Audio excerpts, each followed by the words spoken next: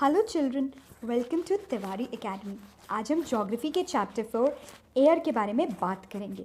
इसके पिछले चैप्टर में हमने लिथोस्फीयर मतलब कि लैंड के बारे में पढ़ा था, और उसके पिछले चैप्टर में हमने पढ़ा था कि कैसे लिथोस्फीयर, हाइड्रोस्फीयर और एटमॉस्फेयर तीनों ही हमारे लिए इम्पॉर्टेंट हैं। इस चैप्टर में हम एटमॉस्फेयर मतलब कि एयर के बारे में पर्टिकुलरली पढ़ने वाले हैं। इस चैप्टर में हम सबसे पहले जानेंगे एटमॉस्फेयर क्या होता है।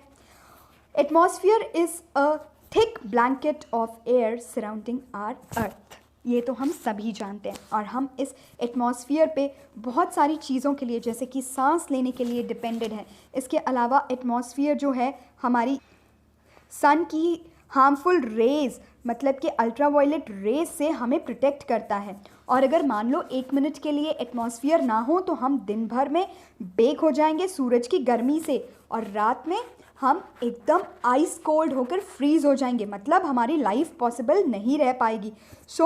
ये थिन या थिक मासेस ऑफ एयर हमारे लिए बहुत ज़्यादा इम्पॉर्टेंट है हमारे सर्वाइवल के लिए, और ये थिक मास ऑफ एयर हमें टेम्परेचर मेंटेन करने में हेल्प करता है। इस चैप्टर में आगे ही हम कुछ ऐसे ही एयर के बारे में, एटमॉस्फेयर के बारे में फैक्ट्स जैसे कि composition of atmosphere, structure, weather and climate, temperature, air, wind pressure and types of wind के बारे में पढ़ेंगे। फिर इसके बाद हम एक क्विक रिकैप करेंगे और फिर हम एक्सरसाइजेस की बात करेंगे। तो आइए आज की इस डिटेल वीडियो को स्टार्ट करते हैं। हमने अभी अभी पढ़ा कि एटमॉस्फेयर मतलब कि एयर हमारे लिए बहुत इम्पॉर्टेंट है। ये एक थिक ब्लैंकेट ऑफ एयर है, गैसेस है जो कि अर्थ को सराउंड करता है, और ये हमें अर्थ का टेम्परेचर मेंटेन करने में, सांस लेने में और अर्थ की हार्मफुल रेज से प्रोटेक्ट करता है। अब इसके बाद हम बात करेंगे कि आखिर ये एटमॉस्फेयर बना किस चीज़ का है। Atmosphere is a mixture of gases. Composition of atmosphere की बात करें तो atmosphere is a mixture of gases. अब ये गैसेस क्या क्या हो सकती हैं? ये गैसेस हो सकती हैं nitrogen, carbon dioxide, oxygen, argon आदि कई सारी गैसेस हो सकती हैं, एंड ये सारी ही गैसेस अपनी अपनी जगह इम्पॉर्टेंट हैं। एटमॉस्फेयर का एक मेजर हिस्सा नाइट्रोजन गैस से बना हुआ है जो कि करीब 78% इन द एटमॉस्फेयर है। Next major part is oxygen जो कि 20.9% के आसपास है, मतलब कि 21% के आसपास है। इसके बाद है आर्गन, इसके बाद है अदर गैसेस और कार्बन डाइऑक्साइड 0.3%। इसका मतलब कार्बन डाइऑक्साइड भी हमारे लिए इक्वली इम्पॉर्टेंट है। इसके अलावा एटमॉस्फेयर में कुछ छोटे छोटे टाइनी डस्ट पार्टिकल्स भी पाए जा सकते हैं।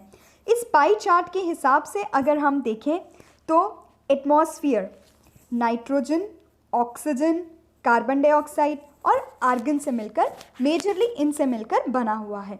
इसके अलावा नाइट्रोजन इज़ द मोस्ट प्लेंटिफुल मतलब कि सबसे ज़्यादा 78% की प्रेजेंस रखने वाली गैस है। इसके बाद हम हाइड्रोजन की, नाइट्रोजन एटमॉस्फेयर में सबसे ज़्यादा परसेंटेज में प्रेजेंट वाली गैस तो है ही, लेकिन इसके अलावा ये हमारे लिए बहुत ज़्यादा इम्पॉर्टेंट गैस है, बिकॉज प्लांट्स इसी से ही ग्रो करते हैं। प्लांट्स को ग्रो करने के लिए नाइट्रोजन की ज़रूरत होती है। प्लांट्स डायरेक्टली एयर से नाइट्रोजन को एब्जॉर्ब करते हैं। Bacteria, roots and some plants take nitrogen from the air and change it to form plants that can use. अब इसके बाद सबसे ज़्यादा सेकेंड नंबर में प्रेजेंट होने वाली गैस है ऑक्सीजन।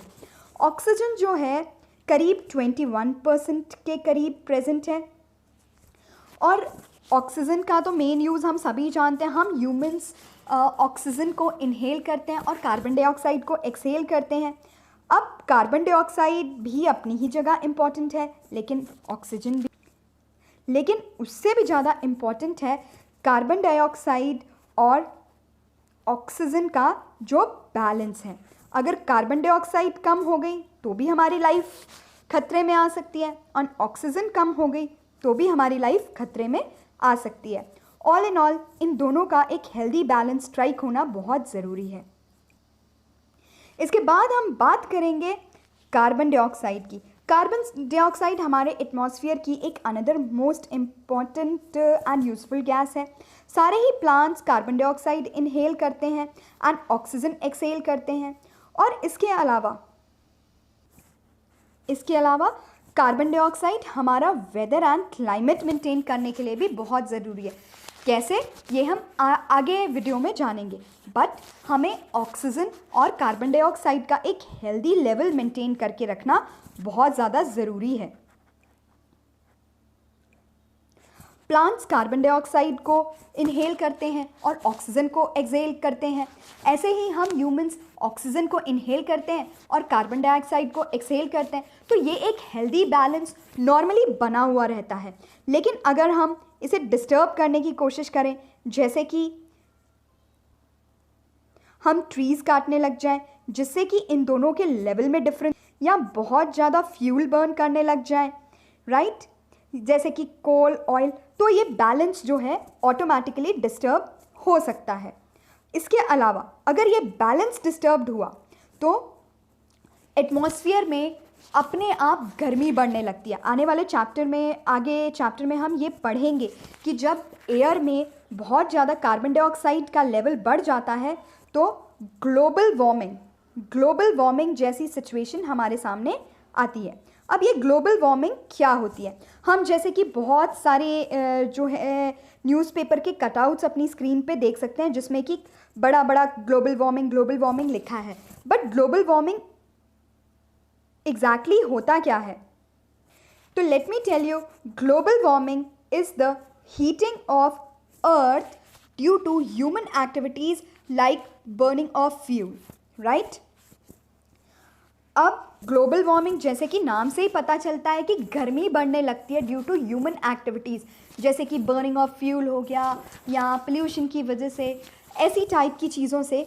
बट ग्लोबल वार्मिंग के बहुत ज़्यादा डेडली इफ़ेक्ट्स हो सकते हैं, जैसे ग्लोबल वार्मिंग की वजह से जो ग्लेशियर्स हैं, क्योंकि ग्लोबल वार्मिंग से टेम्परेचर बढ़ता जा रहा है अर्थ का, सारे ही ग्लेशियर्स जो हैं वो समय के साथ पिघलने लगे हैं एंड ऐसे मेल्ट होते होते वो समुंदर में जाकर गिरते हैं। एज अ रिज़ल्ट समुंदर के पानी का लेवल कंटिन्यूसली इंक्रीज़ होता जा रहा है और इसकी वजह से क्लाइमेट भी बहुत ज़्यादा चेंज होता है, जो कि लॉन्ग रन में हमारे लिए बिल्कुल अच्छा नहीं है, क्योंकि हम प्लांट्स, एनिमल्स सभी एक इकोसिस्टम में एक बैलेंस मेंटेन करके रहते हैं।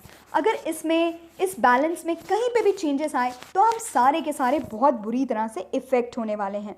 There may be drastic changes in the climate of a place due to extension of some plants and animals in long run. इसका मतलब हमें कार्बन डाइऑक्साइड और ऑक्सीजन दोनों के ही लेवल को मेंटेन करके चलना है ताकि ग्लोबल वार्मिंग ना हो सके। ग्लोबल वार्मिंग की वजह से टेम्परेचर तो बढ़ता ही है, लेकिन टेम्परेचर बढ़ने के साथ साथ पानी, जब बहुत ज़्यादा टेम्परेचर बढ़ जाता है, बहुत गर्मी बढ़ जाती है, तो बहुत ज़्यादा वाटर की शॉर्टेज भी होने लग जाती है। This can lead to a situation called drought. Drought का मतलब होता है जब किसी जगह पे बहुत ज़्यादा एक्सट्रीम शॉर्टेज ऑफ वाटर होती है, उसे हम ड्रॉट कहते हैं, जिसे हिंदी में हम सूखा पड़ना भी कह सकते हैं, राइट। तो हमें ग्लोबल वार्मिंग का बहुत ही ज़्यादा ध्यान रखना है। और इसके अलावा अगर हम एक एग्जाम्पल देखें कि एक ज़माना था जब अर्थ पे डायनासोर्स भी रहते थे, लेकिन समय के साथ जैसे जैसे टेम्परेचर बढ़ता गया वो अपने आप को एडजस्ट नहीं कर पाए और एज अ रिज़ल्ट उनकी एग्जिस्टेंस आज ज़ीरो हो गई। तो कहीं अगर ये टेम्परेचर और क्लाइमेट के चेंजेस बढ़ते रहे तो वो दिन दूर नहीं जब हम ह्यूमंस के लिए भी सर्वाइव करना बहुत ज़्यादा डिफ़िकल्ट होने वाला है। इसके बाद हम बात करेंगे स्ट्रक्चर ऑफ एटमॉस्फेयर की। एटमॉस्फेयर का स्ट्रक्चर कैसा है? अभी हमने कंपोजिशन ऑफ एटमॉस्फेयर पढ़ा था, जिसमें हमने पढ़ा atmosphere is a mixture of many gases like nitrogen, argon, carbon dioxide, oxygen. अब हम इसके स्ट्रक्चर के बारे में पढ़ेंगे। Atmosphere is divided into 5 layers. सबसे पहले troposphere, stratosphere, mesosphere, thermosphere and exosphere, right. तो atmosphere is divided into 5 layers: troposphere, stratosphere, mesosphere, thermosphere and exosphere. इसे हम लेयर्स ऑफ एटमॉस्फेयर भी कहते हैं। अब एटमॉस्फेयर में सबसे नीचे वाला लेयर जो होता है वो होता है ट्रोपोस्फियर, उसके ऊपर होता है स्ट्रेटोस्फियर, उसके ऊपर होता है मेसोस्फियर, फिर आता है थर्मोस्फियर, फिर सबसे ऊपर आता है एक्सोस्फियर। अब हम एक एक लेयर को डिटेल में पढ़ने वाले हैं। Troposphere, stratosphere, mesosphere, thermosphere and exosphere, right. सबसे पहले बात करें ट्रोपोस्फियर की। Troposphere is the most important layer of atmosphere. नाम भले ट्रोपोस्फियर है बट ये सबसे नीचे वाला लेवल होता है, हमारे जस्ट ऊपर, राइट। ट्रोपोस्फियर की हाइट एवरेज 13 किलोमीटर्स है और the air we breathe exist here. हम जो सांस लेते हैं वो हवा ट्रोपोस्फियर की ही होती है। Almost all weather phenomena like rainfall, fog, hailstorm occur in this layer. Troposphere जो है हमारे लिए सबसे इम्पॉर्टेंट लेयर है क्योंकि यहाँ पे सारा वेदर फिनोमेना यहीं पे होता है। इसके अलावा जो हम सांस लेते हैं हवा, वो इसी लेयर में एग्जिस्ट करता है और इसकी हाइट करीब 13 किलोमीटर्स फ्रॉम द ग्राउंड है, राइट। और ये सबसे नीचे वाला लेयर है। जैसे हम हमारी बुक में दिए हुए डायग्राम से पढ़ें तो ये ट्रोपोस्फियर है, ये माउंट एवरेस्ट जो कि हमारी सबसे ऊंची पीक है, इस पीक के आसपास करीब 10 से 13 किलोमीटर्स के बीच में ये ट्रोपोस्फियर है, राइट। सारा ही वेदर फिनोमेना, बरसात, हेलस्टॉर्म, ठंडी हवा, ये सब इसी लेयर में होता है। इसके बाद हम बात करेंगे नेक्स्ट लेयर की जो कि है स्ट्रेटोस्फियर। स्ट्रेटोस्फियर क्या होता है? स्ट्रेटोस्फियर ट्रोपोस्फियर के जस्ट ऊपर होता है और करीब 50 किलोमीटर्स तक की इसकी हाइट होती है। This layer is almost free from clouds and weather phenomena और इसीलिए this makes an ideal plane for flying aeroplanes. सारे ही वेदर फिनोमेना से ऊपर होता है ये लेयर, इसलिए यहाँ पे फ्लाइट्स वगैरह बहुत इजीली उड़ पाती हैं। जब हम कभी फ्लाइट से ट्रैवल करते हैं तो हम अपने विंडो से बाहर देख पाते हैं कि बादल नीचे हैं और हम ऊपर हैं, तो एग्जैक्टली तब हम स्ट्रेटोस्फियर में होते हैं, right. One important feature of stratosphere is that it contains layer of ozone gas। अब ओजोन गैस क्या होता है? ये ओजोन वही ओजोन है जो हमें harmful effect of sun rays, ultraviolet rays या जिसे कि हम यूवी रेज भी कहते हैं, उससे हमें प्रोटेक्ट करता है। हम हर जगह पढ़ लेते हैं कि ओजोन या एटमॉस्फेयर हमें हार्मफुल यूवी रेज से बचाता है, बट ये यूवी रेज हमारे लिए हार्मफुल कैसे हो सकती हैं? यूवी रेज जो हैं बहुत ज़्यादा गर्म होती हैं और ये हमें स्किन की बीमारियां जैसे कि स्किन कैंसर, सनबर्न आदि से हमें पीड़ित कर सकती हैं। तो अभी अभी हमने देखा स्ट्रेटोस्फियर क्या होता है। स्ट्रेटोस्फियर ट्रोपोस्फियर के जस्ट ऊपर होता है और यहाँ पर ओजोन प्रेजेंट होता है। एज अ रिजल्ट ये यहाँ पे कोई भी वेदरिक फिनोमेना नहीं होता है, इसलिए एज अ रिजल्ट ये एरोप्लेन्स के फ्लाई करने के लिए एक आइडियल एरिया बन जाता है और इसकी हाइट करीब 50 किलोमीटर्स फ्रॉम द ग्राउंड होती है, राइट। इसके बाद हम बात करेंगे मेसोस्फियर की। मेसोस्फियर स्ट्रेटोस्फियर के जस्ट ऊपर होता है और it extends up to 80 kilometres. Meteorites burn up in this layer on entering from the space. इसके बाद हम बात कर रहे थे मेसोस्फियर की। मेसोस्फियर स्ट्रेटोस्फियर के जस्ट अबव होता है और यहाँ पर स्पेस से आने वाले सारे ही मेटेओराइट्स यहाँ पर बर्न होकर ख़त्म हो जाते हैं। सपोज़ ये मेटेओराइट्स यहाँ पे बर्न ना हो तो ये तो अर्थ पे आ जाएं और हमारे ऊपर गिर जाएं और अर्थ को ख़त्म कर दें, नष्ट कर दें, हमारी लाइफ को ख़त्म कर दें। तो इसलिए मेसोस्फियर का भी अपना ही इम्पोर्टेंस है, राइट। इसके बाद हम बात करेंगे लास्ट लेयर की जो कि सेकेंड लास्ट लेयर जो कि थर्मोस्फियर होता है। थर्मोस्फियर, थर्मो का मतलब होता है हीट।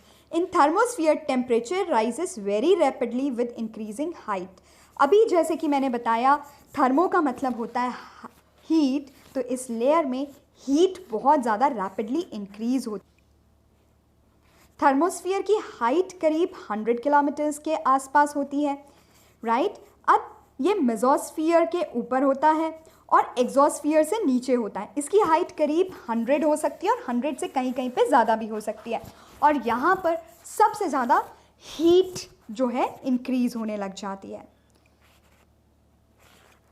थर्मोस्फियर का एक्सटेंट 80 to 400 किलोमीटर्स तक हो सकता है, minimum 80 and maximum 400 kilometres from the ground. This layer helps in radio transmission. In fact, radio waves transmitted from the earth reflect back and by this layer. अब हम बात, जितनी ही radio waves होती हैं ये सभी थर्मोस्फियर से ट्रांसमिट होकर अर्थ पे आती हैं, इसका मतलब हमारे सैटेलाइट सिग्नल्स भी. और लास्ट लेयर होता है एग्जॉस्फियर. Exosphere is the uppermost layer of the atmosphere and is known as exosphere. This layer has very thin air. Light gases like helium and hydrogen float in space from here. और ये layer जाकर ultimately space में merge हो जाता है. तो हमने 5 layers of atmosphere पढ़ा. सबसे पहले हमने पढ़ा ट्रोपोस्फियर. ट्रोपोस्फियर क्या होता है? Troposphere is the layer of the earth which is troposphere is the layer of atmosphere which is closest to earth या lithosphere. इसकी हाइट करीब 10 किलोमीटर्स हो सकती है और सारे वेदरिक कंडीशंस जैसे कि बादल, बारिश, हवा, ये सब यहीं पर होते हैं. इसके बाद आता है स्ट्रेटोस्फियर जो कि ट्रोपोस्फियर के जस्ट अबव होता है और इसकी हाइट करीब 30 किलोमीटर्स हो सकती है. यहाँ पे कोई वेदरिक फिनोमिना नहीं होता, इसलिए ये एरोप्लेन्स को फ्लाई करने के लिए एक आइडल प्लेस है. इसके बाद हमने बात की मेसोस्फियर की. मेसोस्फियर स्ट्रेटोस्फियर से जस्ट ऊपर वाला है और करीब 60-70 मीटर्स तक जा सकता है. अलग अलग प्लेसेस में अलग अलग भी हो सकता है और सारे ही मेटेओराइट्स यहाँ पर आके बर्न हो जाते हैं अर्थ के सरफेस को एंटर करने से पहले. इसके बाद हमने पढ़ा थर्मोस्फियर जो कि 80 किलोमीटर्स से लेकर करीब 400 किलोमीटर्स तक हो सकता है, जहाँ से कि सारी ही radio waves, satellite waves transmit होकर आती हैं. और यहाँ पर जो है सारा ही हीट फिनोमिना, यहाँ पे हीट बहुत ज़्यादा बढ़ने लग जाती है. मतलब हम देख रहे हैं मेसोस्फियर में -85 डिग्री सेल्सियस एंड थर्मोस्फियर में 1500 degree Celsius temperature. Oh my God. और इसके बाद हमने लास्ट पढ़ा एग्जॉस्फियर जो कि थिनेस्ट लेयर है और जाकर स्पेस में ही मर्ज हो जाता है. राइट.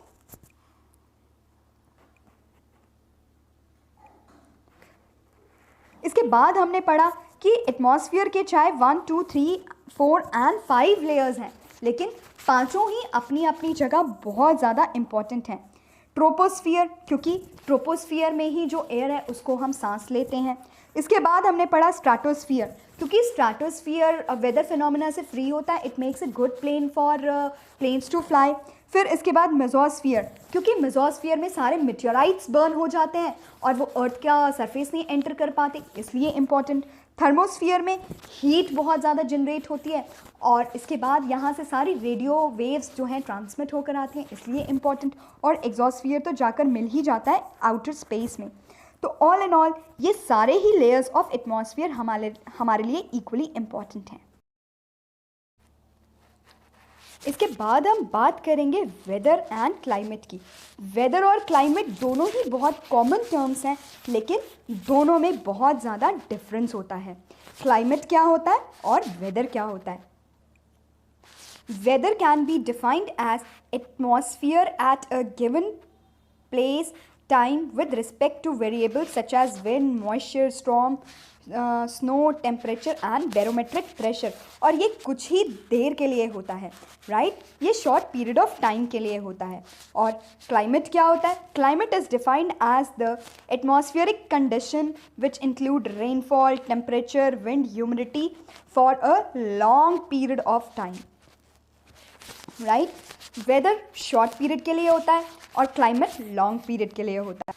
हम रोज़ अपने टीवी चैनल में, न्यूज़ में या न्यूज़पेपर में हम ये वेदर फोरकास्ट पढ़ते हैं कि संडे को बारिश होगी या नहीं, या मंडे को वेदर कैसा रहने वाला है, फ्राइडे को सनी रहेगा या नहीं, या डिग्रीज ऑफ टेम्परेचर, सैटरडे को टेम्परेचर कितना रहने वाला है, थर्सडे को कितना रहने वाला है, मिनिमम और मैक्सिमम कितना रहने वाला है। ये सब वेदर के एलिमेंट्स होते हैं जिसमें कि हमें ये पता चलता है कि आज सन निकलेगा या नहीं, हवा कितनी तेज़ चलेगी, बारिश होगी या नहीं, या थंडर स्टॉर्म, क्लाउड्स, ये सब मिलकर हमारी वेदरिक कंडीशंस को बनाता है। और इन्हीं वेदरिक कंडीशंस को जब हम लॉन्ग पीरियड के लिए पढ़ते हैं तो ये क्लाइमेट कहलाता है, राइट। अब आपको जान के हैरानी होगी कि एक दिन से दूसरे दिन का क्लाइमेट जो है वो सेम रहता है, लेकिन वेदर एक ही दिन में कई बार बदल भी सकता है। ये आवर टू आवर बेसिस पे बनता है। हो सकता है अभी बारिश हो रही है लेकिन एक घंटे बाद धूप निकल जाए, या आज हॉट एंड ह्यूमिड वेदर है और इरिटेट कर रहा है, कल प्लेजेंट हो जाए। तो वेदर जो है वो बहुत शॉर्ट पीरियड में चेंज होता रहता है, लेकिन क्लाइमेट ऐसा बिल्कुल भी नहीं होता है। Climate is for a long period of time, right. अब इसके बाद हम बात करें टेम्परेचर की। टेम्परेचर क्या होता है? Temperature is the degree of hotness और कोल्डनेस ऑफ एयर, राइट। जैसे कि हम हमेशा ही हमको पता है कि गर्मी में हमारे यहाँ टेम्परेचर 43 होने वाला है। 43 मतलब बहुत ज़्यादा गर्मी हो जाएगी। या ठंड में 12 होने वाला है, मतलब काफ़ी ठंड रहेगी। लेकिन अगर 2 या 3 हो गया तो ओ माय गॉड, बहुत ही ज़्यादा ठंड होने वाली है।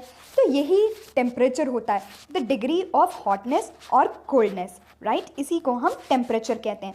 Temperature of the atmosphere changes not only between day and night but also from season two season. हो सकता है दिन में कहीं का टेम्परेचर 42 डिग्री सेल्सियस हो, लेकिन रात तक वो 28 डिग्री सेल्सियस हो सकता है। हो सकता है किसी जगह का किसी एक वेदर में, किसी एक सीज़न में टेम्परेचर 35 डिग्रीज़ हो, लेकिन दूसरा वेदर आते आते वो 48 हो जाए, या 12 हो जाए, या 8 डिग्रीज़ हो जाए। तो इसी को हम टेम्परेचर कहते हैं। हम दिन में जनरली मैक्सिमम और मिनिमम टेम्परेचर नापते हैं, right. Summers are always hotter than winters. इसका मतलब समर्स में टेम्परेचर बहुत ज़्यादा होता है as compare to winters, right. अब इसके बाद हमने ये तो पढ़ा कि हर जगह का टेम्परेचर या एक से एक ही जगह पे दिन और रात का टेम्परेचर अलग हो सकता है, लेकिन व्हाट मेक्स दिस डिफरेंस, तो इसे हम इंसुलेशन कहते हैं। और ये इंसुलेशन जो है इक्वेटर से टुवर्ड्स पोल्स चेंज होता जाता है। इसका मतलब जो जगह इक्वेटर से जितनी ज़्यादा पास होगी वो उतनी ही ज़्यादा गर्म होगी। जो जगह इक्वेटर से जितनी ज़्यादा पास होगी वो उतनी ही ज़्यादा गर्म होगी, और जो जगह पोल्स की तरफ होगी, पोल्स से जितनी ज़्यादा पास होगी वो उतनी ही ज़्यादा ठंडी होगी, क्योंकि पोल्स पे सन की रेज जो है बहुत देर बाद और बहुत ज़्यादा स्लैंटिंग में पहुंचती हैं, और इक्वेटर पे डायरेक्ट रेज ऑफ सन पहुंचती हैं। अब temperature in cities is much higher than in villages. अब सिटीज़ में गांव के कंपैरिजन में बहुत ज़्यादा गर्मी। टेम्परेचर राइज होने के कुछ और रीजंस भी हो सकते हैं, जैसे crowded high rise buildings of the cities, या फिर metal buildings, roads get heated up. तो ये सब रीजंस की वजह से जो है शहर गांव से ज़्यादा गर्म हो सकते हैं। बट गांव का जो टेम्परेचर होता है वो ऑलवेज दिन में काफ़ी गर्म हो सकता है, लेकिन शाम को वो ज़रूर प्लेजेंट हो जाता है due to presence of lots of trees, right. अब हमने ये तो पढ़ लिया कि टेम्परेचर क्या होता है, लेकिन हम टेम्परेचर को नापते कैसे हैं। Temperature is measured in standard unit of measuring temperature celsius, जैसे 41 डिग्री सेल्सियस या 12 degree celsius, -2 degree celsius, right. On the celsius scale the water freezes at 0 degrees and boils at 100 degrees. तो इसी के basis पे हम करते हैं कि 0 डिग्रीज़ के आसपास की जो भी टेम्परेचर रेंज होगी वो ठंडी होगी, और जैसे जैसे बढ़ता जाएगा जगह उतनी ही ज़्यादा गर्म होती जाएगी, राइट। इसके बाद हम बात करेंगे एयर प्रेशर की। एयर प्रेशर क्या होता है? हमने वर्ड प्रेशर तो बहुत बार सुना ही होगा, लेकिन एग्जैक्टली ये प्रेशर क्या होता है? Air pressure is defined as the pressure exerted by the weight of air on the earth surface. मतलब जो अर्थ सरफेस पे एयर का जो वेट होता है उसे हम प्रेशर कहते हैं। अब ये प्रेशर हर जगह पे अलग अलग हो सकता है। प्रेशर तो हर जगह अलग हो सकता है, लेकिन what differentiates the pressure of a particular place. तो आइए इसको हम इस डायग्राम की हेल्प से समझने की कोशिश करते हैं। जब सन की रेज, अब इसके बाद बात करें उन एरियाज़ की जहाँ पे टेम्परेचर हाई होता है, वहाँ पे हमेशा ही हवा बहुत जल्दी हीट होकर ऊपर राइज होने लग जाती है। एज अ रिज़ल्ट यहाँ पे लो प्रेशर एरिया बन जाता है, और जहाँ जहाँ पे लो प्रेशर एरिया बन जाता है वहाँ पे कुछ ही समय के अंदर क्लाउडी स्काई और वेट वेदर ज़रूर होता है। और जिन एरियाज़ में लो टेम्परेचर होता है वहाँ की हवा हमेशा ही बहुत ठंडी होती है, और heavy air sinks and creates high pressure. High pressure is associated with clear and Sunny sky. और जहाँ जहाँ पे हाई प्रेशर होगा वहाँ पे हमेशा ही वेदर सनी और क्लियर रहेगा। The air always moves from high pressure area to low pressure areas. हवा हमेशा ही हाई प्रेशर से लो प्रेशर की तरफ बढ़ती है। अब इसके बाद हम बात करेंगे विंड की। विंड क्या होता है? हमने बचपन से पढ़ा है कि moving air is called wind, और सच में मूविंग एयर ही होती है विंड, जो कि हाई प्रेशर एरिया से लो प्रेशर एरिया की तरफ जाती हैं। अब विंड्स जो है कभी कभी इतने स्ट्रॉन्ग हो सकते हैं कि वो अपने साथ सारी ड्राई लीव्स, पेवमेंट्स और uproots trees during strong, right, इतने तेज़ चलते हैं। कभी कभी माइल्ड होते हैं, कभी कभी जब बहुत ज़्यादा स्ट्रॉन्ग होते हैं तो ट्रीज़ को भी अपरूट कर सकते हैं। अब sometimes when the wind blows gently you can even see it blowing away smoke or fine dust। कभी कभी तो ये बहुत जेंटल और प्लेजेंट लगता है।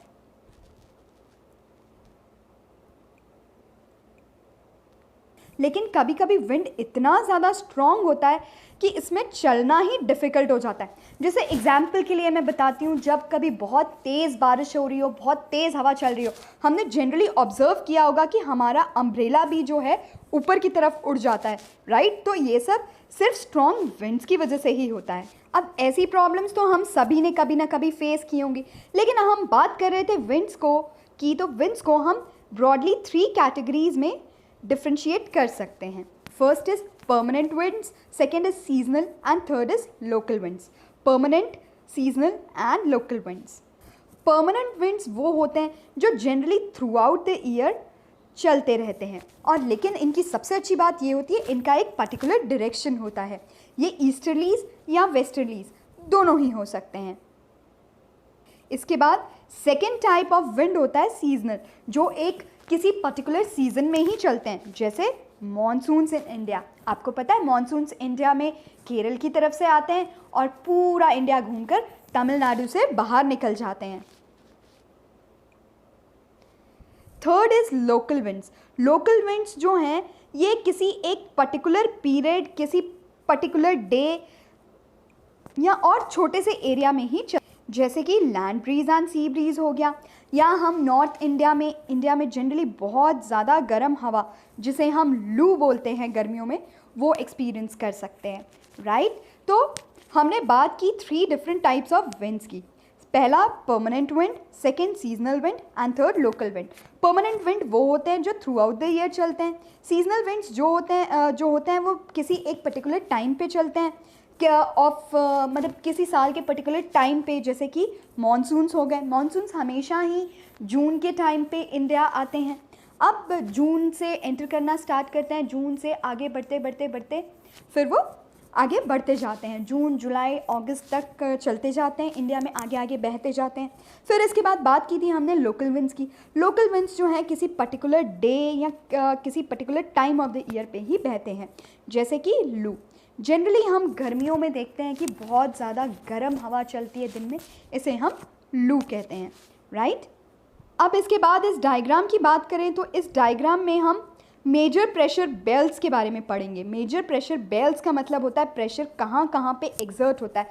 सबसे ज़्यादा प्रेशर एग्जर्ट होता है पोल्स पे, और सबसे ज़्यादा लो प्रेशर होता है इक्वेटर के पास।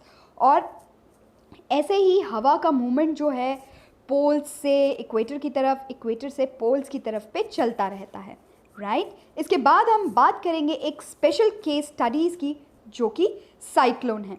साइक्लोन क्या होता है? साइक्लोन समुंदर के अंदर बहुत ज़्यादा तेज हवा के बाद आने वाला स्टॉर्म या तूफान कहलाता है। ऐसी ही एक केस स्टडीज़ के बारे में पढ़ेंगे। उड़ीसा, जो कि एक इंडिया की स्टेट है, वहाँ पे सी कोस्ट पे ये जनरली बहुत ज़्यादा प्रोन होते हैं, सी कोस्ट एरिया साइक्लोन के लिए। तो यहाँ पे 17-18 अक्टूबर 1999 में बे ऑफ बंगाल की तरफ से उड़ीसा की तरफ एक तूफान आ रहा था। Cyclone hit 5 districts of the state. Another super cyclone awkward on 29 अक्टूबर, मतलब इसी के 10 दिन के बाद एक सुपर साइक्लोन आया। साइक्लोन तो आया ही, उसके 10 दिन बाद सुपर साइक्लोन भी आया, जिसकी वजह से लार्ज पार्ट्स वर डीवास्टेड। डीवास्टेड मतलब तबाही हो गई। अब इसके बाद हम बात करें कि साइक्लोन से कैसी तबाही होती है। साइक्लोन की वजह से 3 मेजर तरह की तबाही, मतलब 3 डिज़ास्टर्स रिलेटेड होते हैं। एक तो हाई वेलोसिटी विंड्स, बहुत ज़्यादा तेज़ चलने वाली हवा, शायद इतनी तेज़ हवा कि ट्रीज़ अपरूट हो जाएं, बिजली के खंभे गिर जाएं। और दूसरा रेन, बहुत ज़्यादा बारिश की वजह से पानी हर जगह जमा होने लग जाता है, जिसकी वजह से हमारा कहीं आना जाना डिफ़िकल्ट हो जाता है। और टाइडल सर्ज। टाइडल सर्ज का मतलब होता है बहुत बड़ी बड़ी टाइड्स, समुंदर का पानी जो है वो किसी लैंड के अंदर एंटर करता है, राइट। इसके बाद हम बात करेंगे विंड्स जो हैं ये करीब करीब 260 किलोमीटर्स पर आवर की स्पीड से करीब 36 घंटे तक चले थे। 260 किलोमीटर्स पर आवर मतलब एक फास्ट मूविंग ट्रेन के जितनी स्पीड, और करीब ऐसी ही स्पीड से 36 घंटों तक विंड का चलना। These high velocity winds uprooted many trees and damaged the कच्चा हाउसेस। कच्चे घर जो कि मिट्टी के बने हुए हैं, उनकी तो रूफ्स भी उड़ सकती हैं। और इसके अलावा इंडस्ट्रियल एरियाज़ के जो शील्ड्स हैं या किसी के भी पावर सप्लाई टोटली बंद हो गई क्योंकि खंभे गिर जाएंगे। टेलीकॉम सर्विसेज डिस्टर्ब हो सकती हैं क्योंकि सारे ही नेटवर्क के लिए जो टेलीफोन लाइंस होती हैं वो डिस्टर्ब हो जाएंगी। तो ऑल इन ऑल इस साइक्लोन ने उड़ीसा में बहुत ज़्यादा तबाही मचाई थी और करीब 3 दिन तक हैवी रेन्स होते रहे थे। साइक्लोन की वजह से 3 दिन तक कंटिन्यूसली हैवी रेन्स होते रहे थे। इसके अलावा रेन्स की वजह से फ्लड्स आ गए। अब फ्लडिंग की वजह से क्या प्रॉब्लम होगी, जो आसपास के एरियाज़ हैं, जो फील्ड्स हैं, जनरली उड़ीसा में हम देखेंगे पैडी फील्ड्स बहुत ज़्यादा होती हैं, तो सारा पैडी ख़राब हो गया। अब इसके बाद हम बात करेंगे the cyclonic winds cause tidal waves swept 20 kilometres, मतलब 20 किलोमीटर लैंड के अंदर तक इनकी वेव्स आ गई inland and brought massive destruction to the coastal areas. अब क्योंकि समुंदर की लहर इतना 20 किलोमीटर तक अंदर आ गई, मतलब समुंदर के आसपास के 20 किलोमीटर के एरियाज़ पूरे डिस्टर्ब हो गए। The 7 to 10 metre high tide was intruded suddenly and cause massive damage to suddenly standing paddy field. अब मतलब 7 से 10 मीटर मतलब बहुत ज़्यादा हाइट होती है। मतलब एक दरवाज़ा, हमारे घर के जो दरवाजे होते हैं उससे भी ज़्यादा हाइट का जब टाइड आएगी, लहर आएगी और वो किसी फील्ड में घुस जाएगी तो ऑब्वियसली वो फील्ड में लगा हुआ पैडी मतलब कि राइस टोटली ख़राब हो जाता है। तो इस साइक्लोन ने ऑल इन ऑल उड़ीसा में बहुत ज़्यादा तबाही मचाई थी। अब ये साइक्लोन बना कैसे था? ये साइक्लोन एक डिप्रेशन गल्फ ऑफ थाईलैंड में नियर पोर्ट ब्लेयर मतलब कि अंडमान एंड निकोबार के पास बना। 25 अक्टूबर 1999 ये ग्रेजुअली जो है नॉर्थवर्ड्स बहने लगा। अब ये जैसे जैसे आगे बढ़ता गया ये इंटेंसीफाई मतलब कि पावरफुल होने लगा और धीरे धीरे एक सुपर साइक्लोन का रूप लेने लगा, राइट। अब इसके बाद ये उड़ीसा तक पहुँचते पहुँचते इसे 29 अक्टूबर हो गया और सुबह 10:30 बजे का टाइम था। The super cyclone swept away entire coast of Orissa. सारी कोस्ट, मतलब हमने अभी अभी पढ़ा कि 20 किलोमीटर की लहर, 20 किलोमीटर तक अंदर लहर आ गई और करीब 10 मीटर ऊंची टाइड्स आ गई, तो ऑब्वियसली सारा ही कुछ जो है वो डिस्टर्ब हो जाएगा। अब सिटीज़ लाइक भुवनेश्वर और कटक, यहाँ पर बहुत ज़्यादा तबाही हुई थी। Large number of life stock मतलब कि एनिमल्स मर गए, बहुत सारे क्रॉप्स, वेजिटेबल, फ्रूट्स ये हेविली डैमेज हो गए। Due to salination caused by tidal surge large tracts of agricultural land have turned infertile. अब समुंदर का पानी तो होता है खारा, अब खारा पानी अगर हमारे खेतों में एंटर करेगा तो ऑब्वियसली प्लांट्स उसमें सर्वाइव नहीं कर पाएंगे और अल्टीमेटली वहाँ की मिट्टी भी ख़राब हो जाती है। तो ये सारा ही लैंड जो है इनफर्टाइल टर्न हो गया। Large tracts of sal, teak and bamboo plantations were disappeared. The mangrove forest between Paradip and Konark vanished. और बहुत सारे जो मैंग्रोव फॉरेस्ट हैं ये भी ख़राब हो गए। इसका मतलब सिर्फ कुछ ही घंटों के इस साइक्लोन ने, इतनी तेज़ हवा ने जिसके साथ इतना समुंदर का पानी फील्ड्स में आ गया, इसने इतनी तबाही मचाई कि ज़मीन में लगे हुए सारे क्रॉप्स ख़राब हो गए, लोगों की बिल्डिंग्स कोलैप्स हो गई, इलेक्ट्रिसिटी सप्लाई ख़त्म हो गई, लोगों के घर की छतें जो होती हैं वो टूट जाती हैं बहुत ज़्यादा बारिश की वजह से, ट्रीज़ अपरूट हो जाते हैं, खंबे अपरूट हो जाते हैं। ऑल इन ऑल इस साइक्लोन ने बहुत ज़्यादा तबाही मचाई थी। और हैरानी की बात यह है कि ये ओरिजिनेट भी गल्फ़ ऑफ थाईलैंड में हुआ था, मतलब थाईलैंड के पास हुआ था। पोर्ट ब्लेयर मतलब अंडमान और निकोबार की तरफ, उस तरफ को होकर ये उड़ीसा की तरफ आ गया और एक सुपर साइक्लोन का रूप ले लिया, राइट। अब इसके बाद हम बात करेंगे मॉइस्चर की। मॉइस्चर क्या होता है? मॉइस्चर क्या होता है? जब पानी इवेपोरेट होता है फ्रॉम द लैंड, ये धीरे से एक वाटर वेपर बन जाता है। Moisture in the air at any time is known at humidity. अब हवा में जो मॉइस्चर होता है उसे हम ह्यूमिडिटी का नाम देते हैं। कुछ एरियाज़ में ह्यूमिडिटी बहुत ज़्यादा होती है और कुछ एरियाज़ में कम होती है। जनरली समुंदर के आसपास वाले एरियाज़ में ह्यूमिडिटी बहुत ज़्यादा होती है। अब हमें पता कैसे चलेगा हवा में ह्यूमिडिटी बहुत ज़्यादा है? जब हवा में ह्यूमिडिटी बहुत ज़्यादा होती है तो हमें खुद ही को लगता है कि हम आज बहुत ज़्यादा स्वेट कर रहे हैं, हमें बहुत ज़्यादा पसीना आ रहा है और हमारे हाथ पैर में या फेस पे बहुत सारा ऑयल आ रहा है, चिपचिप फील हो रहा है। तो इसी को हम ह्यूमिड वेदर कहते हैं।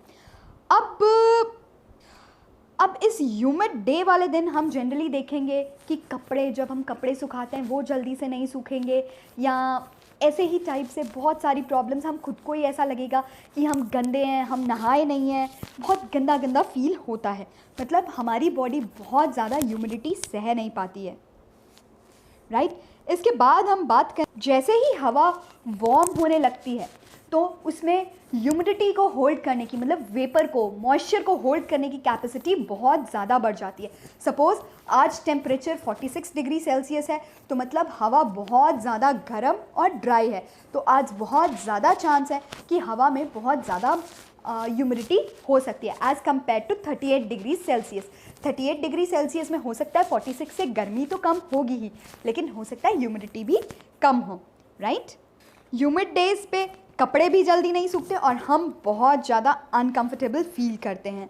When the water vapor rises up, it starts cooling. The water vapor condenses, causing formation of droplets of water. Clouds are just masses of such water droplets, and these droplets of water become too heavy to float in the air, and they come down as precipitation. Precipitation का मतलब होता है rains. अब जैसे जैसे ये हवा जो है पानी को लेकर, जब इसमें ह्यूमिडिटी आती जाती है, ये धीरे धीरे over a period of time condense होते जाते हैं और कंडेंस होकर ये ड्रॉपलेट्स ऑफ वाटर बन जाते हैं और ऐसे ही बन जाते हैं क्लाउड्स। और जब ये ड्रॉपलेट्स ऑफ वाटर या क्लाउड्स बहुत ज़्यादा हैवी हो जाते हैं तो ये नीचे गिरने लगते हैं एज प्रेसिपिटेशन, और इसे ही हम रेन्स कहते हैं। मतलब precipitation is just a geographical term for rain, nothing more. अब जेट प्लेन्स जब हवा में फ्लाई करते हैं तो अब उनके पीछे एक मोटा सा वाइट कलर का धुआं टाइप का हमने जनरली देखा है। ये मॉइस्चर फ्रॉम द इंजन जो कंडेंस्ड वाली एयर होती है वो होता है। We see such trials of condensed moisture for some time, but जब इनको कोई डिस्टर्ब करने के लिए नहीं होता है तो ये ज़्यादा समय तक देख सकते हैं। Precipitation that comes down to earth in liquid form is called rain. अब हमने अभी पढ़ा था कि geographical term rain के लिए precipitation ही होता है। अब precipitation का सिर्फ एक ही फॉर्म नहीं होता कि वो रेन में ही बारिश गिरे। इसके अलावा जैसे कि हम कभी कभी देखेंगे कि किसी दिन फॉग बहुत ज़्यादा होती है, या किसी दिन इतना ज़्यादा मॉइस्चर होता है, ये भी प्रेसिपिटेशन का एक रूप ही होता है, राइट। आगे हम बात करेंगे। अब इसके बाद हम बात करेंगे कि when trees on the hill sides are cut, rain water flows down the bare mountains and can cause flooding or of low-lying areas. अब जब पहाड़ों से ट्रीज़ काट दिए जाते हैं और बहुत ज़्यादा मॉइस्चर वाली हैवी हवा चलती है तो ये बहुत ज़्यादा जो है यहाँ पे जब बारिश होती है तो फ्लडिंग के चांसेस होते हैं. फ्लडिंग के अलावा जब बहुत ज़्यादा फ्लडिंग हो जाती है तो यहाँ पे लैंडस्लाइडिंग के भी चांसेस बहुत ज़्यादा बढ़ जाते हैं. अब इसके बाद 3 टाइप्स की रेन हो सकती हैं on the basis of mechanism. पहली होती है कन्वेंशनल रेन, दूसरी होती है ओरोग्राफिक और तीसरी होती है cyclonic. There can be 3 types of rain, conventional, orographic and cyclonic, right.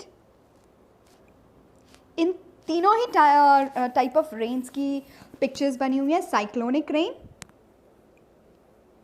Relief या ओरोग्राफिक रेन और लास्ट कन्वेंशनल रेन, राइट. अब इसके बाद हम अदर फॉर्म्स ऑफ प्रेसिपिटेशन की बात करें.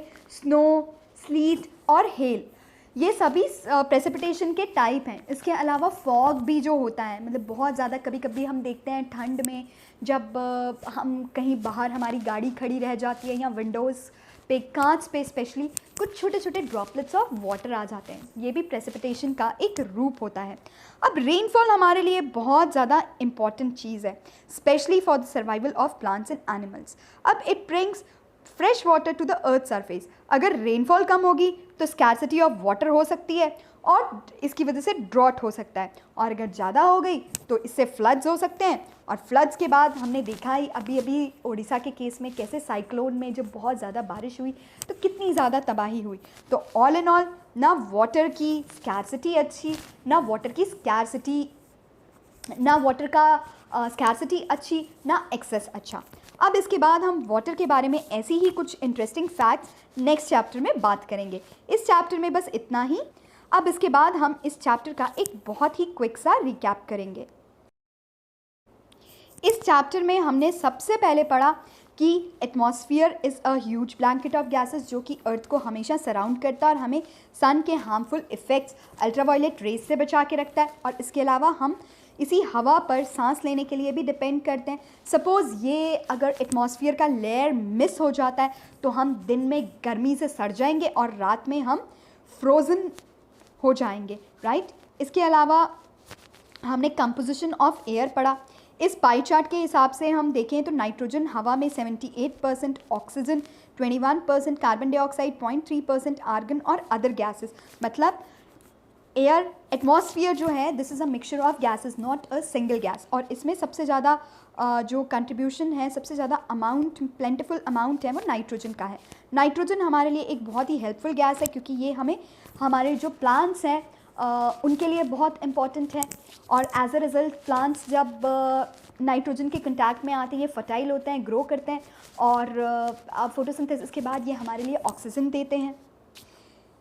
इसके बाद हमने पढ़ा ऑक्सीजन के बारे में. ऑक्सीजन सेकेंड मोस्ट प्लेंटिफुल गैस है. अब ऑक्सीजन पे तो हम सभी सांस लेने के लिए डिपेंड करते ही हैं.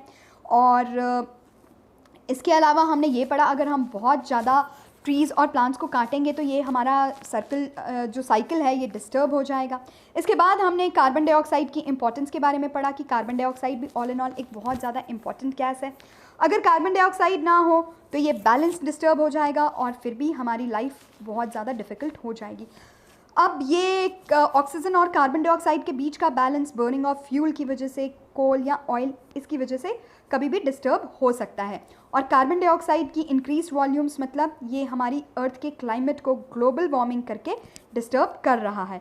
इसके बाद हमने पढ़ा स्ट्रक्चर ऑफ एटमॉस्फेयर के बारे में. इसमें हमने पढ़ा कि हमारा atmosphere 5 layers troposphere, stratosphere, mesosphere, thermosphere और एक्सोस्फियर में डिवाइडेड है. अब ये पांचों ही जो लेयर्स हैं ये अपनी अपनी जगह इम्पॉर्टेंट हैं क्योंकि ट्रोपोस्फियर में सारा ही वेदरिक फिनोमेना जो है ये हमारे से 13 किलोमीटर्स ऊपर होता है. सारा वेदरिक फिनोमेना जो है, फॉग हो गया, हेल हो गया, रेनफॉल हो गया, ये यहीं पे होता है. नेक्स्ट है स्ट्रेटोस्फियर. स्ट्रेटोस्फियर हमसे करीब 50 किलोमीटर्स की ऊंचाई पे होता है और ये यहाँ पे कोई वेदरिक फिनोमेना नहीं होता, इसलिए ये जेट प्लेन्स के उड़ने के लिए सबसे बेस्ट एरिया होता है। इसके अलावा यहीं पे ओजोन प्रेजेंट है जो कि हमें harmful effects of sun rays, ultraviolet rays से बचाता है। इसके बाद हमने पढ़ा मेसोस्फीयर। मेसोस्फीयर जो है हमसे 80 किलोमीटर्स ऊपर होता है और सारे ही मेटेओराइट्स अर्थ में एंटर करने से पहले यहाँ पर बर्न हो जाते हैं। इसके बाद हमने पढ़ा थर्मोस्फीयर। थर्मोस्फीयर में जाकर हीट बहुत ज़्यादा रैपिडली बढ़ने लगती है और सारी ही रेडियो वेव्स जो हैं यहाँ से ट्रांसमिट होकर वापस आती हैं। और उसके बाद हमने पढ़ा एग्जॉस्फीयर के बारे में। एग्जॉस्फीयर तो जाकर आउटर स्पेस से ही मर्ज हो जाता है। एग्जॉस्फीयर में कुछ सबसे लाइटेस्ट गैसेस जैसे कि हीलियम, हाइड्रोजन स्पेस में फ्लोट कर। इसके बाद हमने पढ़ा वेदर एंड क्लाइमेट के बारे में। वेदर और क्लाइमेट क्या होता है? वेदर जो है वो बहुत ही शॉर्ट टर्म के लिए होता है और क्लाइमेट बहुत ज़्यादा लॉन्ग टर्म के लिए होता है। वेदर हमारी डे टू डे कंडीशंस पे और कुछ ही घंटे के अंदर चेंज हो सकता है और क्लाइमेट जो है किसी भी जगह की weather conditions over a long period of time होता है। फिर हमने जाना वेदर फोरकास्ट के बारे में। इसके बाद हमने टेम्परेचर के बारे में पढ़ा। टेम्परेचर क्या होता है? द डिग्री और ऑफ हॉटनेस और coldness of air is called temperature. अब इसे हम थर्मामीटर की हेल्प से नापते हैं। Temperature of atmosphere is not only between day and night but also between seasons. अब ये टेम्परेचर हर टाइम पे हर जगह पे चेंज होता रहता है, हमने ये भी पढ़ा। अब इसका एक इम्पॉर्टेंट फैक्टर जिस पे टेम्परेचर डिपेंड करता है वो है insulation, right. Insulation decreases from equator towards the pole, मतलब इक्वेटर के पास सबसे ज़्यादा हीट होगी और पोल्स के पास सबसे कम। इसके बाद हमने देखा कि विलेजेस से कंपेयर करें तो सिटीज़ में बहुत ज़्यादा गर्मी होती है, शायद फैक्ट्रीज़ में या बहुत ज़्यादा कंक्रीट की बिल्डिंग्स की वजह से या रोड्स की वजह से ये जो कि बहुत ज़्यादा हीट हो जाती है, इसकी वजह से गर्मी होती है। एज अ रिज़ल्ट बहुत ज़्यादा वार्म एयर सिटीज़ में ट्रैप होकर रह जाती है, लेकिन विलेजेस में क्योंकि बहुत ज़्यादा ट्रीज़ एंड प्लांट्स होते हैं तो ये एयर इतनी ज़्यादा गर्म नहीं रह पाती। इसके बाद हमने पढ़ा एयर प्रेशर के बारे में। हमने ये पढ़ा कि हवा हमेशा ही हाई प्रेशर से लो प्रेशर की तरफ जाती है। हवा का हाई प्रेशर कैसे बनता है? लो प्रेशर के वाले एरियाज़ में हमेशा ही वेदर थोड़ा सा वेट और क्लाउडी रहेगा और हाई प्रेशर वाले एरियाज़ में जो वेदर होता है वो हमेशा ही क्लियर और सनी होता है। इसके बाद हमने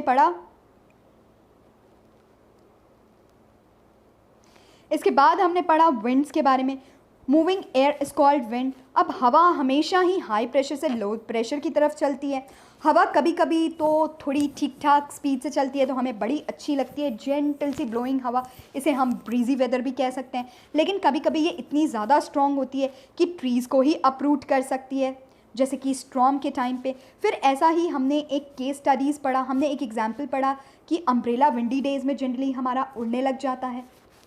इसके अलावा हमने एक साइक्लोन के बारे में पढ़ा। हमने उड़ीसा के साइक्लोन के बारे में पढ़ा, कैसे ये सुपर साइक्लोन जो है 29 अक्टूबर 1999 को आया और इसने कितनी तबाही की। करीब 20 किलोमीटर्स अंदर तक साइक्लोनिक वेव्स आ गई।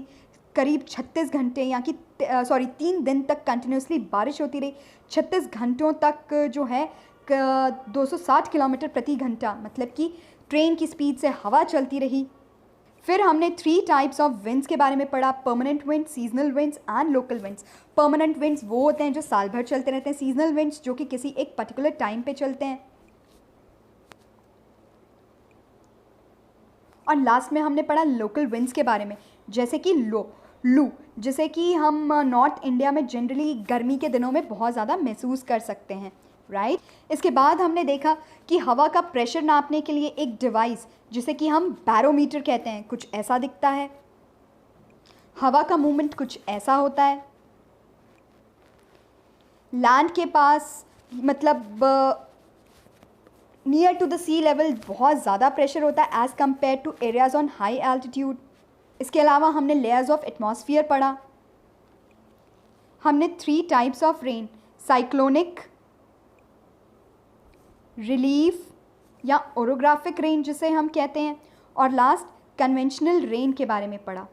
इसके अलावा हमने देखा कि जब हवा बहुत ज़्यादा गर्म होती है तो उसमें बहुत ज़्यादा मॉइस्चर होल्ड करने की कैपेसिटी होती है और इसी को हम ह्यूमिडिटी कहते हैं। ह्यूमिडिटी अलग अलग जगहों पे अलग अलग टाइम पे कम या ज़्यादा हो सकती है। ह्यूमिड वाला वेदर हमें काफ़ी ज़्यादा अनकंफर्टेबल बनाता है और क्लोथ्स उस दिन जल्दी सूखते नहीं, और इसके अलावा हमें भी बहुत ज़्यादा अनकंफर्टेबल फील होता है। इसके अलावा हम बात करें, जब वाटर इवेपोरेट होता है तो ये वाटर वेपर बन के ऊपर चला जाता है और ऊपर से कंडेंस होकर वापस अर्थ पे प्रेसिपिटेशन के रूप में गिरता है। ये प्रेसिपिटेशन रेन, हेल या स्नो किसी भी रूप में हो सकती है। ऐसा ही कुछ हम आने वाले नेक्स्ट चैप्टर्स में भी पढ़ेंगे वाटर साइकिल के। फिर लास्ट में हमने इम्पॉर्टेंस ऑफ रेनफॉल के बारे में पढ़ा, रेनफॉल हमारे लिए कैसे इम्पॉर्टेंट है, और इसके अलावा हमने लास्ट में ये पढ़ा कि वाटर स्कैर्सिटी मतलब कि ड्रॉट और फ्लड्स दोनों ही हमारे लिए नुकसान वाला हो सकता है। इसका मतलब हमें वाटर का भी बहुत ज़्यादा परफेक्ट बैलेंस बनाकर चलना पड़ता है। तो इस चैप्टर में बस इतना ही। आइए इस चैप्टर की हम जल्दी से एक्सरसाइजेस सॉल्व करते हैं। अब चिल्ड्रन नेक्स्ट चैप्टर 4 एयर की बात करें तो what is atmosphere. Atmosphere is a huge blanket of air by which our earth is surrounded, right.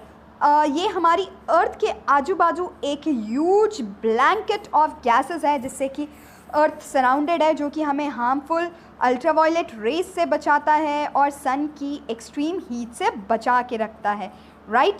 अब एटमॉस्फेयर जो है बहुत सारे लेयर्स में डिवाइडेड है, जैसे कि ट्रोपोस्फियर, स्ट्रैटोस्फियर, मेसोस्फियर, थर्मोस्फियर और exosphere. Troposphere, stratosphere, mesosphere, thermosphere और exosphere.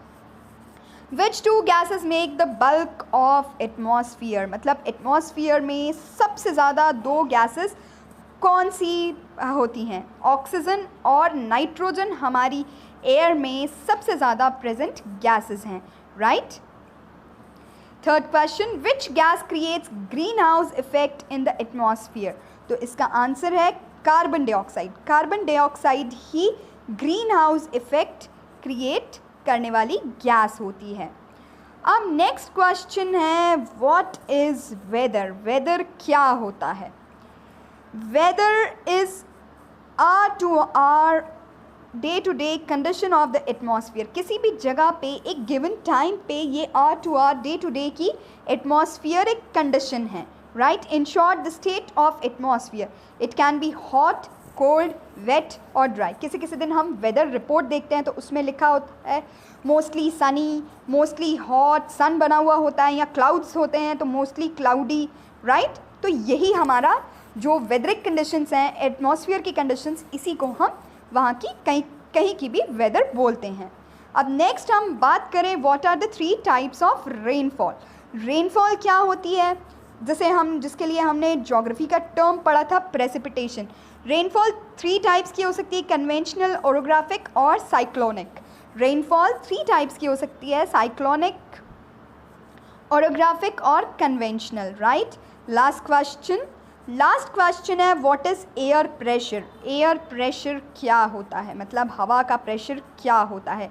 Air pressure is the pressure is defined as pressure exerted by the weight of air on the earth surface। जो air हमारे earth पे pressure exert करती है उसे हम atmospheric pressure या air pressure कहते हैं। Next question, tick the correct answer. Which of the following gases protects us from harmful ultraviolet rays? Carbon dioxide, nitrogen या ozone? The answer is ozone, right. The most important layer of atmosphere is troposphere, thermosphere या mesosphere. वैसे तो सारे ही important हैं, लेकिन troposphere वेदरिक conditions के लिए बहुत ज़्यादा इम्पॉर्टेंट है। क्योंकि हम वेदर के बारे में इस चैप्टर में पढ़ रहे थे तो हम ट्रोपोस्फियर को इम्पॉर्टेंट काउंट करेंगे। वैसे तो सारे ही इक्वली इम्पॉर्टेंट होते हैं। Next, which of the following layers of atmosphere is free from clouds? तो इसका आंसर है stratosphere, right. Next, as we go up the layer of atmosphere, the pressure increases, decreases या remains the same? तो इसका answer है decreases. जैसे जैसे हम ऊपर जाते जाते हैं प्रेशर डिक्रीज होता जाता है, मतलब सबसे ज़्यादा प्रेशर ट्रोपोस्फियर में होता है। When precipitation comes down the earth in the liquid form it is called rain, cloud या स्नो। तो answer is rain, right, rain. अब नेक्स्ट क्वेश्चन की बात करें तो match the following. Trade winds क्या होते हैं? ट्रेड विंड्स एक परमानेंट विंड्स होते हैं। लू क्या होता है? लू जो है एक लोकल विंड है जिसे हम नॉर्थ इंडिया में बहुत ज़्यादा एक्सपीरियंस कर सकते हैं। मॉनसून क्या है? मॉनसून सीजनल विंड है जो वो मिड ऑफ जून तक इंडिया आता है और फिर उसके बाद पूरे इंडिया का भ्रमण करते हुए केरला से घुसता है और पूरे इंडिया का भ्रमण करते हुए तमिलनाडु से बाहर निकल जाता है। विंड क्या होता है? Horizontal movement of the air. Horizontal movement of the air is called wind, right. Next question हम बात करें गिव रीजंस की। Wet clothes take longer to time to dry on humid days.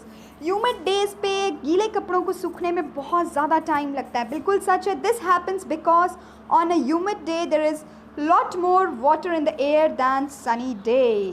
मतलब कि एयर में बहुत ज़्यादा वाटर होता है, इसलिए so air can soak less water from the wet clothes. That is rate of evaporation decreases. मतलब जब एक सनी डे होता है तो उस दिन रेट ऑफ इवेपोरेशन काफ़ी ज़्यादा हाई होता है, लेकिन ह्यूमिड डे पे क्या होता है कि ऑलरेडी एयर में इतना पानी होता है कि उसे और ज़्यादा वाटर होल्ड करने की उसकी कैपेसिटी नहीं होती, और उसे अगर और वाटर होल्ड करना है तो काफ़ी ज़्यादा टाइम लगता है और एज अ रिज़ल्ट कपड़ों को सूखने में बहुत ज़्यादा टाइम लगता है।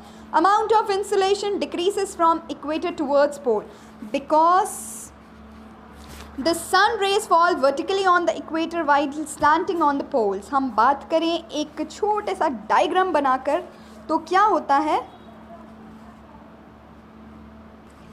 जितनी भी प्लेसेस, जैसे सपोज ये सन है और ये अर्थ है, I am making a rough diagram, तो जो भी रेज ऑफ सन है वो अर्थ के मिडिल मतलब कि इक्वेटर वाले पोर्शन पे सीधी पहुंचती हैं, पोल्स पे ज़रा तिरछी होकर पहुंचती हैं और कभी तो पहुंच भी नहीं पाती हैं। तो एज अ रिज़ल्ट यहाँ पर जो है हीट का अमाउंट काफ़ी कम हो जाता है एज़ कम्पेयर टू दिस। यहाँ पर तो बहुत ज़्यादा सीधी रेज मिल जाती हैं, लेकिन पोल्स पे जाते जाते वो टोटली स्लैंट हो जाती हैं, राइट। तो because the sun rays fall vertically on the equator while slanting on the poles, जो कि अभी हमने डायग्राम से देखा। Solve the crossword with the help of clues. Next question. Children, अब क्रॉसवर्ड की बात करें तो सबसे पहले हम क्रॉसवर्ड का फर्स्ट क्वेश्चन देखते हैं। An Indian tree having extraordinary quality of providing oxygen round the clock. तो इसका आंसर है पीपल। इसका आंसर है peepal tree. Gas present in atmosphere occupying only 0.3% by volume. इसका आंसर है carbon dioxide, right. Next, outer most layer of atmosphere. तो इसका answer है exosphere, right, exosphere. Mixture of many gases. Mixture of many gases. इसका answer है air. Air is a mixture of many gases.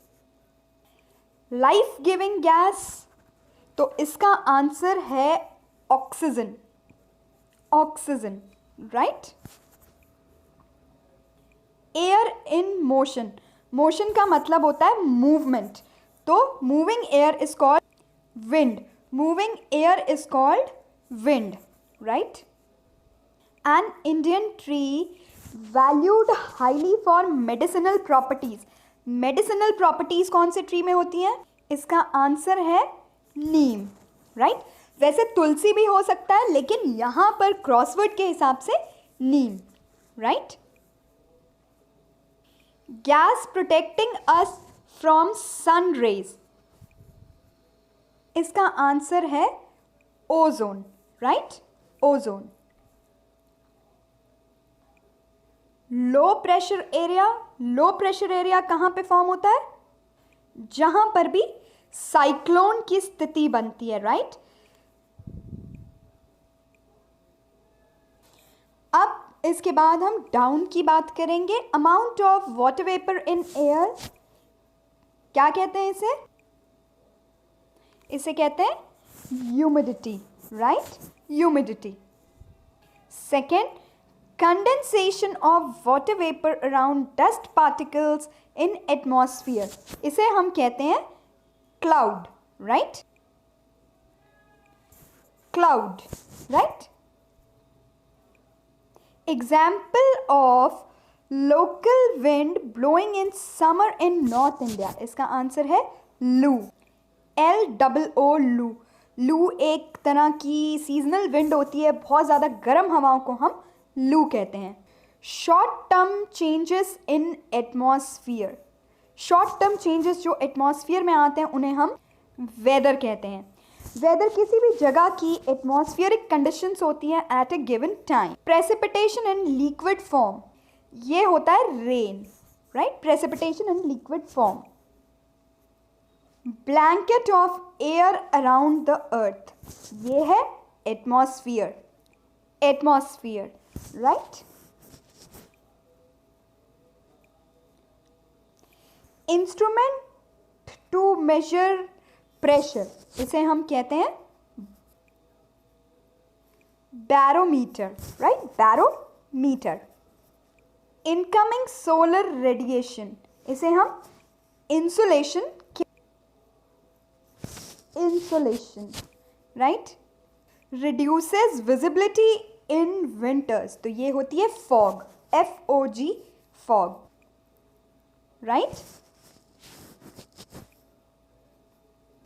It is dash time when sun is overhead, overhead का मतलब होता है बिल्कुल हमारे ऊपर, ये टाइम होता है नून का, बिल्कुल दोपहर के 12 बजे आप अपनी क्लॉक से मैच कर सकते हैं, सन बिल्कुल हमारे ओवरहेड होता है, राइट?